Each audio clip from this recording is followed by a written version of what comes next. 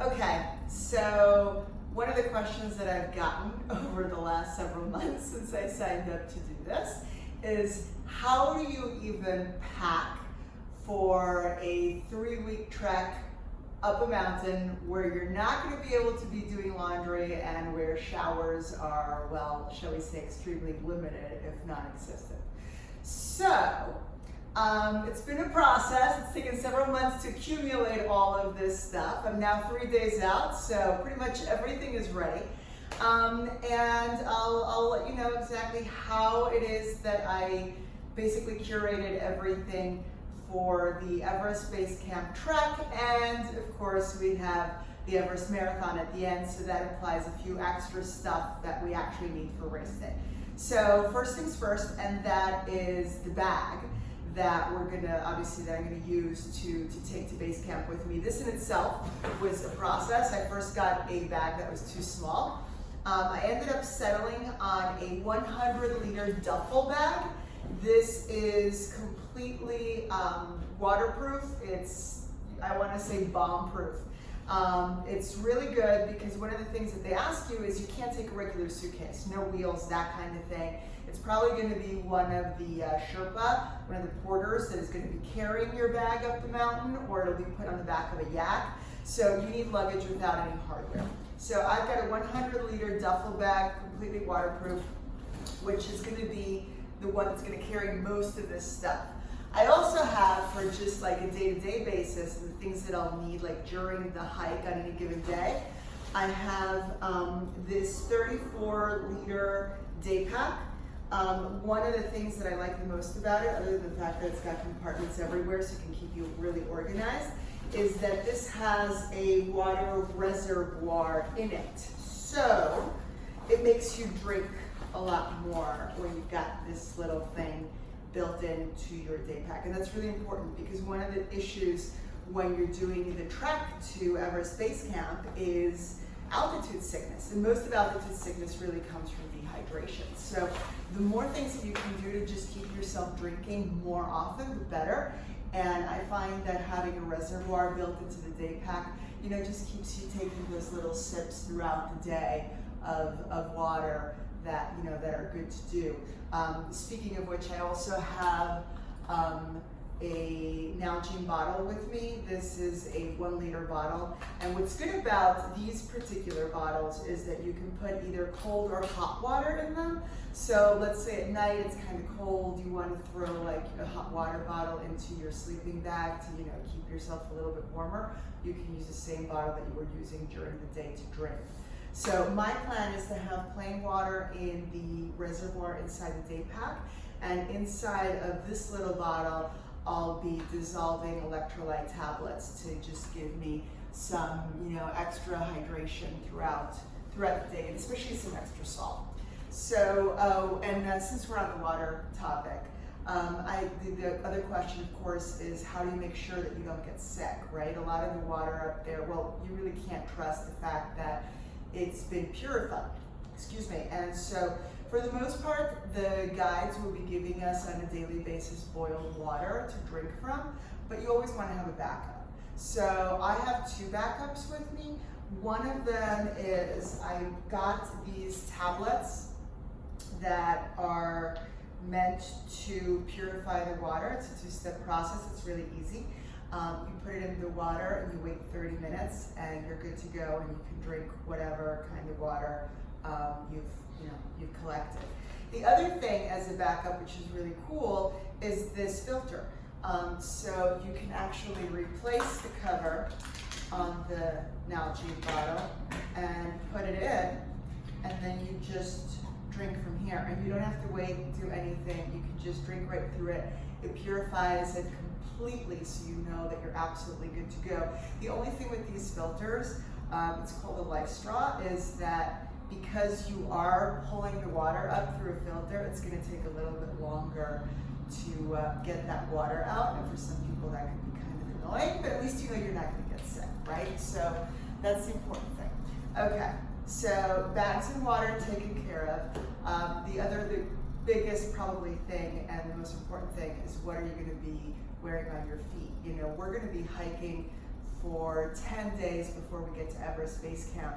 And it's 5 to 7 hours a day. It's pretty rocky terrain.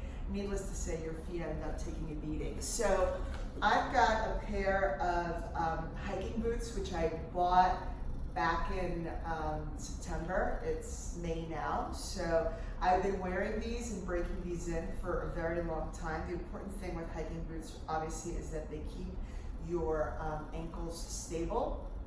And really, I mean, in terms of brands and stuff like that, I just think it's whatever works best for you, and just making sure that you get the right fit, and really just breaking them in before that. Never go up to a hike like this with brand new boots. I also have, in my case, a pair of trail runners. These are, and not everybody is going to need them. If you're just doing a hike to base camp and you want to minimize space, you probably can get away with just the boots. We're also going to be running the Everest Marathon up there, so I need a pair of trail running shoes. And same concept, I bought them a few months ago. I've been wearing them on runs, on hikes. I know that I'm good to go in terms of a comfort level for that. Now, in terms of the day-to-day clothing, it really is all about layering, because you have such a huge variety of temperatures when you're up on the mountain. And that's the biggest thing, right? You could go from having 70 degrees in daytime to like 40 at night. So the important thing is to have lots of layers. So in my case, for bottoms, I'm taking 3 bottoms with me just for day-to-day hiking. One of them is this pair of convertible pants. So these zip off over here and they can turn into shorts. And that's really great. And they're just, hiking pants that you can just zip off the bottom. These are also just another pair of regular hiking pants, which I got, and I got a pair of leggings that are lined, just so that when we're higher up on the mountain and it starts to get a little bit cold. And the other thing I like about these particular leggings is that they have zippers and pockets on them. So like for your phone or that kind of thing, if you're using the phone to take pictures, it's a great place to put it away. Now, the other thing is, of course, then your actual layers. So I'm taking with me 3 short sleeve t-shirts, and I should say that every single item of clothing I bought, and I might be a little bit ridiculous here, I got everything is merino wool. And the reason for that is we're not really going to be able, again, to take showers, do laundry, that kind of thing, or maybe we'll have like limited access to showers, but needless to say, you get pretty stinky up there. And you're wearing the same clothes over and over and over again. And so merino wool is fabulous because it absorbs, it just, not that it eliminates the odors, but you just don't smell. You can wear it tons and tons of times and the fabric just does not absorb the odors. And so I literally got everything merino, from my socks, my underwear, my t-shirts, my fleece, the PJs I'm sleeping in, everything is merino wool for that reason. There are a couple of different brands out there, and I really think it's just whatever your preference is. I think it's more about the fabric than the brand, to be perfectly honest. So 3 merino wool short sleeve shirts. I'm taking 3 merino wool long sleeve, and the long sleeves are different weights.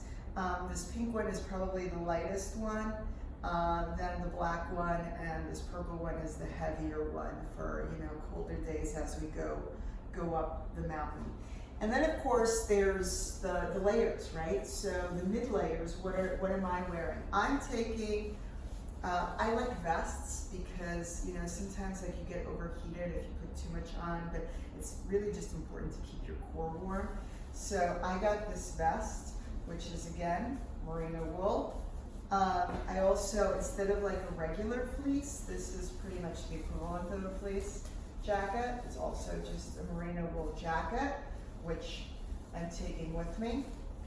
And then if we need it, of course, I've got a really lightweight down jacket. This is super compressible, you can pack it down to like almost nothing. These things are going to be going in my day pack. So like in case you need to take them on and off during the day, you can just easily access them from the day pack. And of course, you know, it gets very windy up on the mountain. It can always rain, you just never know. And so I have a waterproof layer, which will also be in my day pack. And again, you know, this one in particular is not Vortex, but I tested it out and it works just as good as Vortex. So, you know, and also not as expensive. So it's always good to just experiment with stuff and see what works best for you. And speaking of rain, also have a pair of rain pants, like just the shells that you can just put right over your regular pants. And these will go with me as well in the day pack, just in case we need them, right? And another thing that's good to have, especially if you're hiking and trail runners and not in boots, are these. These are gaiters. I have two. These are my colorful ones, probably not as useful. So these are probably gonna end up staying here, honestly. These are waterproof. And they just, you know, attach underneath your shoe and they keep like all the little gravel and stuff like that from getting into your shoes. So you're not always having to like take your shoes off to remove stuff, right? So a pair of short gaiters is a good idea. I didn't get longer ones because I'm not going during the rainy season, so I didn't think it was necessary. Now, in terms of socks, I am taking 6 pairs of socks. It might be a bit much, but you know, I just wanted to have different weights of socks. Again, they're all merino wool, and it's more just a different, you know, type of. They're mostly crew socks. I did take a couple of shorter ones just for my for race day. But again, it's just having a variety of different weights in the socks. In terms of like underwear, I have, you know, 3 sports bras, also merino wool. You know, for you girls, sports bras are just better and more comfortable to wear during the hike. And of course, hats, right? I mean, it's super important. There's so much sun when you're up doing on the trail, and you really have to protect your skin and your face, and so it's really important to have hats with you. I've got a regular sun hat for those really, you know, like high mountain sunny days. I love hats. I've got a little bit of a hat problem. And then I'm just taking 2 regular caps, one for a race day and the other one just to alternate with the cap. And then obviously as we get higher up on the mountain, it'll get colder, and so I've got a little wool hat, and I have this thing for my neck, a buff. These are really good because you can, when you put them on, it'll protect your neck from the sun, from the air, from the dust, especially. It's really, really dusty on the trail. So you put this up, cover your face. You can even use it once your hair starts to get really gross after 2 weeks of not washing your hair. You know, pull it over.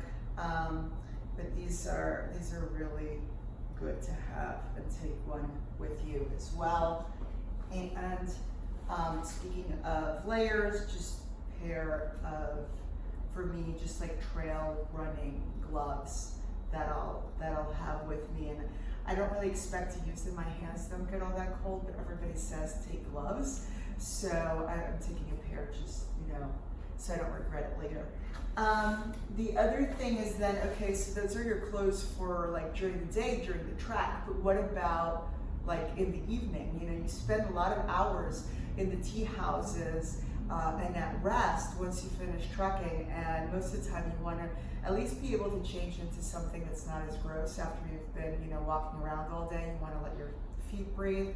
So I brought, I'm bringing a pair of sweatpants just to change into after the day of trekking, so that I can just chill out in those. And then I also brought a pair of, I'm gonna bring, if I can fit them, I'm having issues fitting these pair of Crocs. I know they're horrible, but they're so comfortable, and it's just great to be able to let your feet breathe after a long day of trekking. And a pair of flip-flops. There's not that much access to showers, but there is every so often. And just important to have those if you do want to take advantage of the showers at least a couple of times, right? And then of course there is the clothing that you sleep in, and I just brought a pair of just thermal, underwear. These are tops and bottoms, again, merino wool, super breathable. They're the heaviest weight that I could find.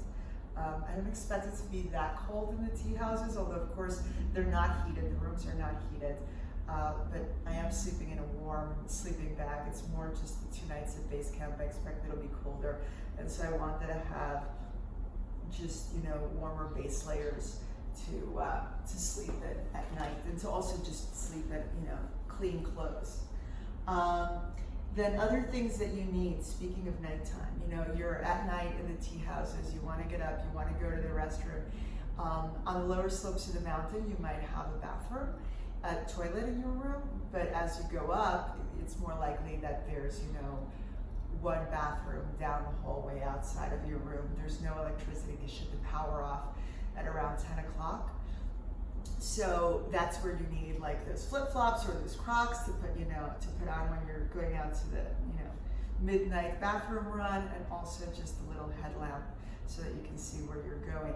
Although of course a flashlight on your phone is also a good idea, right? For trekking itself, I also got trekking poles. I tested them out recently for the first time, and I've got to say I really like these. These are collapsible, and collapsible and foldable, so they're packed out really small, and I'm able to just, put them inside the day pack and have them when I need them, and take them, put them away when I don't. Sunglasses. So again, you really want to protect your eyes. The sun up in the mountain is super strong. These are specifically for mountaineering, and what makes them specific is that this part over here is kind of covered so that it doesn't let any light in through the front or through the sides, in terms of that, the UV rays. And of course the lenses themselves are rated for high mountain hikes. And I don't remember the technical aspect of it, but the whole point is that they are rated for the highest levels of mountain hiking, just to protect your eyes from that. Another thing that we have, and I guess, speaking of the tea houses and sleeping and all that, those tea houses, they have paper thin walls. So, and you don't exactly have, blackout curtains in the rooms either. So having a eye mask with you is really good to keep out the sunlight in the morning. And earplugs, really, I'm told that they're a lifesaver, again, with those paper thin walls between the rooms in the tea houses. Now, I will not be needing a sleeping bag pad in the tea houses. These are just, this one is for 2 nights that we're going to be spending sleeping at Everest Base Camp, which is a huge honor, really, because mostly it's only people who are going to attempt to summit Everest Base Camp, I should say at Everest, who are allowed to camp at Everest Base Camp. Most of the people just go take their pictures and they've got to go. So if you're one of those folks and you're not going to be camping, you don't need this. It takes up a lot of room in the bag. I'm going to be camping 2 nights at Everest Base Camp, so I do need the sleeping bag pad. And this is a self-inflatable, so it takes a little bit more room. I found out yesterday that if I got an inflatable one, it would be a lot smaller. So there you go. And this right here is my sleeping bag. I'm not going to take it out because it takes 10 minutes to repack this thing. This is an 850 goose down fill sleeping bag. It's a 3-season bag. I got it at REI, and it was, I thought a great purchase. I didn't get a 4-season bag because we're trekking in May, end of May, beginning of June, so the temperature should be okay. And again, mostly it's recommended that you use your sleeping bag as your blanket in the tea houses, just because you don't know what the hygiene standards are in terms of do they wash the sheets in the bedding between one trekker and another. So you're just safer if you take your own sleeping bag and you sleep, you put it on the bed and you sleep inside it. I'm also bringing a pillowcase so that I can just put it on the pillow that they give me and know that at least it's mine and it's clean.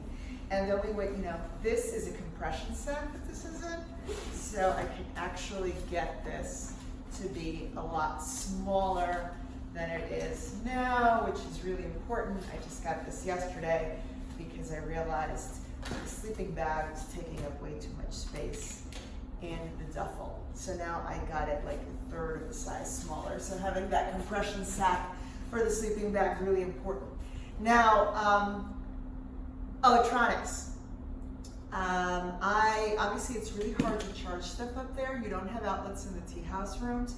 You can pay for charging, but it's a few bucks per hour. And let's face it, everybody's paying for charging.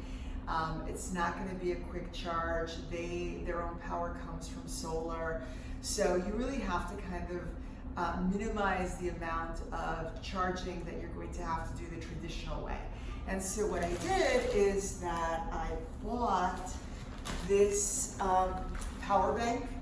This is, I think, 26,000. It's kind of the biggest one that will be allowed on the carry-on on the plane. So getting, one that has a higher capacity, but they won't let you on the plane with it, there's no point in doing that. So this power bank holds about 7 phone charges. I plan on having my phone in airplane mode most of the time. I'm just using it as my camera. So hopefully I'll be able to get, a couple of days charge. I should say a couple of days out of each charge on my phone. Now, then the other thing is I've got the solar panel, which I can hang onto the back of, I should say the front of the pack like this when you're trekking, I should say like that. And then once this is charged, it will charge your power bank.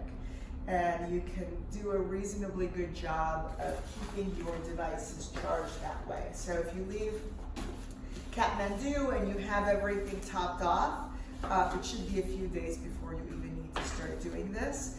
But obviously it's just kind of minimize the things that you take that need to be charged. In my case, I'm taking my phone, which is my camera. I'm taking a GoPro, but I'm only using the GoPro on race day because the battery on these things lasts 2 seconds and it goes. So I really just want to use it for race day, so hopefully I only have to charge it once. I am taking a selfie stick just because I feel like it'll be easier to blog using this, but this has to be charged as well, hoping to minimize that. And of course the strap for the GoPro, all the associated cables and stuff, charging cables that I will need for that. And the other thing, the last thing that I'm charging is my watch. This is a trail running watch which has a battery life of up to 120 hours of active use. So I'm hoping that means that I'll get a few days out of it before I have to, again, go into recharging mode with it. Now we get to things like snacks.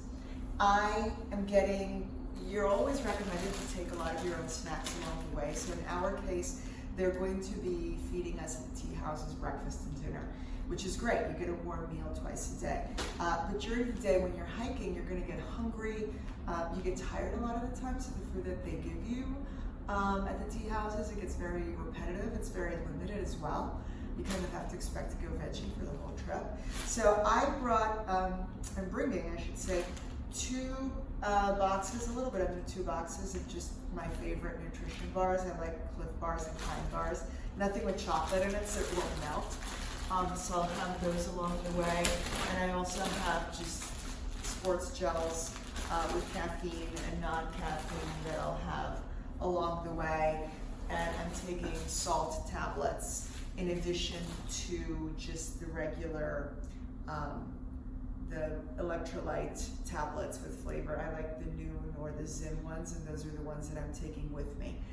In terms of toiletries, well, we talked about showers, right? It's very limited. So I am taking a travel towel with me, which is somewhere over here. just for, you know, whatever use and need I might have. This one is great because it dries in like minutes. So it's a very good one to have for travel, and it takes up no space. Also, for when we're not able to take a shower, I have these wet wipes. They're biodegradable. They're larger than your average baby wipes. So, like, you know, they're meant to use to essentially take a shower with them or to clean yourself with them. So this is what will be keeping me clean on those days, which would probably be more than not, where I won't have access to a shower. Another thing is, you know, this is kind of interesting, but it turns out that the bathrooms up there, they don't really provide you with toilet paper, so you've got to bring your own. And just as an extra spoil, I decided to just get wipes instead of regular toilet paper. So I'm carrying 3 packages of those. And then there's just all the toiletries. I've got a first aid kit. They will carry, of course, things for any kind of emergency or stuff like that, but it's mostly just like my meds. You can expect to have a lot of headaches up at altitude. There's just, you know, again, the high altitude, it just brings out a lot of headaches. So I brought prescription strength ibuprofen. I also got prescription for Diamox, which are the pills that are often used for high altitude sickness. And I have a antibiotic in case I get sick. I've got blister cushions. I got Neosporin. I've got, you know, a lot of antibacterial soap with me, and just stuff for my stomach. Just all those little things that you could come up. It's just a good idea to take with you. I'm also taking with me all of my vitamins, and they're already divided and all that good stuff. And toiletries is just kind of the usual stuff. I just got everything in like travel sizes. The only thing that would be like an interesting thing to do is I got one thing called a wilderness wash, which is basically a soap that you can use for shampoo, you can use for laundry, or you can just use as a body wash. So it's kind of an all-in-one, which is great because, you know, I have very little room at this point. So I put that away. And other things that are really important to have with you, just like, you know, a lip protector that has sunblock in it. Again, you really have to be super careful with the sun. And on the mountains with the wind, your lips will get chapped in like 2 seconds flat. So make sure that you've got a lot of chapstick with you. I have also sunblock that is tinted and has zinc in it, and it's a 46 for my face, and just obviously regular sunblock 50 SPF for my body. I got a couple sizes of dry shampoo because I'm imagining my hair is going to get pretty gross up there over a couple of weeks, and then just your usual stuff. And so I think that's it. I mean, that covers it. Oh, well, no, last but not least, just the things that I need for race day. So anybody who's thinking of doing the Everest Marathon, there's just a couple of extra things that you need, right? So not running with the whole day pack here, so I will be running with a running vest. This vest has the collapsible water bottles and also a reservoir in back, and it's got zippers to put your nutrition in. So you can put your trekking poles, you can hold them on this. So anything you'll need for the entire day will be there. And then just my race day clothes. And that's it. That's how you pack for 3 weeks on heading to Mount Everest. Hope this was useful. See you soon. Bye.